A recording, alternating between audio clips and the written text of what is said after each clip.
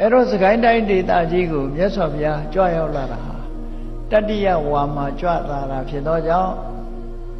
ဘုရားပြိဋိဘံစံပြီးတဲ့နောက်သာသနာနှစ်ကိုတွေ့2559မြတ်စွာဘုရား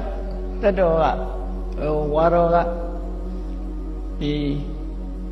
45ဝါ45ဝါတဲ့တတိယဝါဆိုတော့42ဘုရားဒီမြန်မာပြည်ကြွလာတာဟာ38နှစ်အရွယ်လောက်မှကြွလာတာအမှန်တမ်းငယ်သေးတဲ့အရွယ်စကိုင်းကိုကြွလာတာ38နှစ်အရွယ်လောက်ကြွလာဆိုတော့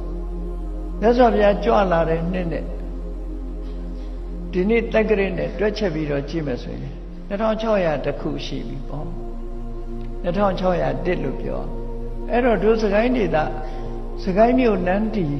မြို့တီတာနှစ်ပေါင်း900ပဲရှိသေးတယ်သာသနာတော်ရောက်ရှိတာနှစ်ပေါင်း2600ကျော်ပြီလို့ဒီလိုမှတ်သားနိုင်တာပေါ့အဲ့ဒါမှဝမ်းသာကြည်နူးစရာကောင်းတဲ့အချက်တစ်ခုပါစကိုင်းသူစကိုင်းသားတွေဒုဒေသကိုမြတ်ဗုဒ္ဓရဲ့အဆုံးအမတွေရောက်လာတာဟာနှစ်ပေါင်း2600ရှိသွားပြီဆိုတဲ့ဒီအသည့်လေးမှတ်တမ်းတင်ထားဖို့လိုအပ်တယ်ပေါ့နော်ဖရာသုံးဝါရကမြတ်စွာဘုရားကြွလာတယ်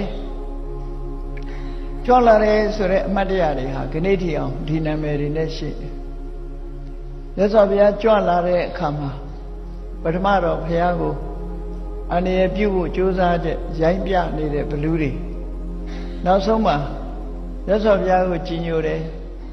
တာပြန်စွာနဲ့ကတ်တယ်ခေါင်းဆောင်ကစေတဘလူး69ယောက်မြတ်စွာဘုရားကျွတ်တန်းဝဲမှာသိလို့လာရောက်ပြီးတော့တရားဓမ္မဟောပြောပြသတဲ့အခါမှာဘလူး69ယောက်သောတာပန်တည်သွားတယ်ဆိုဟောကနေ့သောတာပန်ရွာဆိုတာရှိနေတယ်လေဒါအမှတ်သားကြီးတစ်ခုပဲပေါ့နော်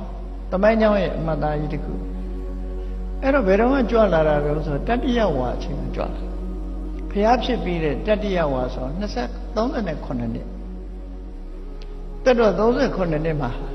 တတိယဝါရာဇဂိုမှာဝါဆိုတော့မှကြွလာအကြာကြီးတော့မနေဘူးပေါ့ကြွလာတာတော့ကြွလာတာပဲပေါ့အဲ့ဒါလို့ကြွလာပြီးတော့စေတဘလူမိပြုတဲ့ဘလူ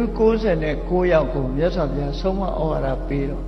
လိမ္မာယဉ်ကျေးသွားကြတယ်သောတာပန်ဖြစ်သွားကြတယ်ဓမ္မစက္ခုလို့ဆိုတဲ့ဓမ္မအမြင်တစ်ခုကိုရသွားကြ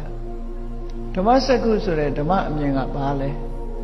ယံကိဉ္စိသမုဒိယဓမ္မံသဗ္ဗန္တံនិရောဓဓမ္မံအကြောင်းခံပြီးဖြစ်ပေါ်လာတဲ့သဘာဝတရားမှန်သမျှဟာအလုံးချုပ်ငြိမ်းသွားမှာပဲ